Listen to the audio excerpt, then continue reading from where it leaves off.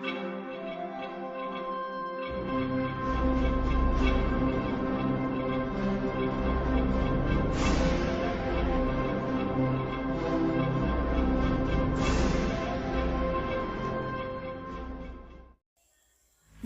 Valley artist welfare association শিলচরের Goldighi shopping মলের সামনে সম্প্রতি কলকাতায় শিক্ষানবিশ চিকিৎসককে ধর্ষণ ও হত্যার বিরুদ্ধে বিক্ষোভ করেছে। প্রতিবাদটি ছিল ন্যায় বিচারের জন্য একটি বৃহত্তর আহ্বানের অংশ এবং নারীদের জন্য কঠোর আইন এবং নিরাপত্তার ব্যবস্থার প্রয়োজনীয়তা সম্পর্কে সচেতনতা বৃদ্ধির লক্ষ্য। শিল্পীরা ভিকটিমের পরিবারের সাথে তাদের সংহতি প্রকাশ করেছেন এবং অপরাধের জন্য দায়ীদের বিরুদ্ধে দ্রুত আইনি ব্যবস্থা নেওয়ার দাবি জানিয়েছেন।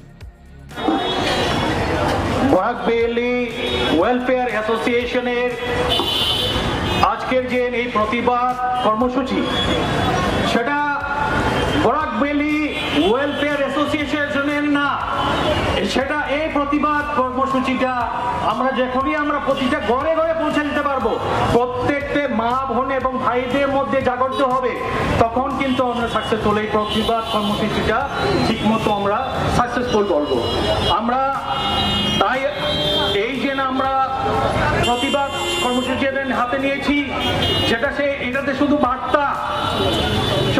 একটা বার্তা দিচ্ছি, আপনারাও জাগরিত হন, মায়ের বোনেরা জাগরিত হন এবং ভাইদের, আমাদের সমাজের ভাইদের অনেক দায়িত্ব বেড়ে গেছে।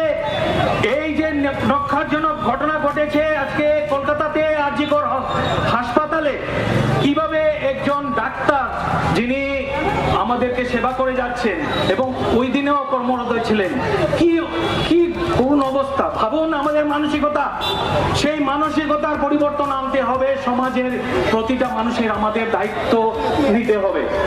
তাই বন্ধুগণ, আজকে যে সেটা শুধু বরাক ভ্যালি ওয়েলফেয়ার অ্যাসোসিয়েশনের না, এটা সমস্ত সমাজের, এই সমাজের দায়িত্ব। আমাদের সমাজের সবাই জাগরিত হব এবং এই যে প্রতিবাদ আমরা করব, যাতে ফাস্ট ট্র্যাক, সৌমিত্র শঙ্কর দত্ত, মণিভূষণ চৌধুরী বলেছেন, ফাস্ট ট্র্যাক পদ্ধতির মাধ্যমে কিভাবে সুবিচার পাওয়া যায়, অতি সত্বর যাতে ফাঁসি একটা দৃষ্টান্তমূলক শাস্তি হয়, যাতে কাপুনি ধরবে সমাজের বুকে যারা এরকম আগামীতে এই জঘন্যতম কাজ করতে আর চাইবে না, যাতে একটা দৃষ্টান্তমূলক শাস্তি হোক।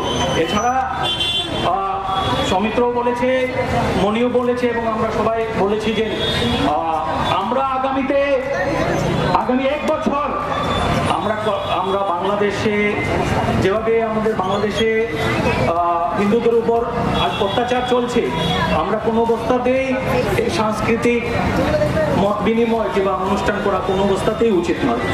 কারণ একটা প্রতিবাদ আমরা এখান থেকে করছি এবং আমাদের যে সাংস্কৃতিক যারা প্রেমী ওখানে আছেন এবং সংগঠকরা যারা আছেন, ওনারাও প্রতিবাদ করুন ওখানে, কিভাবে হিন্দুদের এই অবস্থা, কি করুন অবস্থা।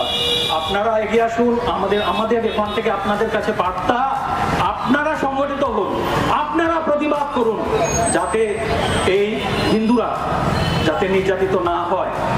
তখনই ভাববো যে না, এই মানসিকতা ডেভেলপ হয়েছে, আগামী 1 বছর পরে আমরা আবার সাংস্কৃতিক জগতে ফিরে আসবো।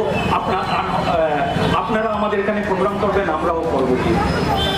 তাই বন্ধুগণ, আমি আর দীর্ঘায়িত করছি না, সবাইকে আমি শ্রদ্ধা জানিয়ে, ভালোবাসা জানিয়ে এবং এই প্রতিবাদ এবং ধিক্কারটাকে সমাজের প্রতিটা কোনায় কোনায় ঘরে ঘরে পৌঁছে যাক, সেটা আশা নিয়ে আমি আমার বক্তব্য শেষ করছি। নমস্কার।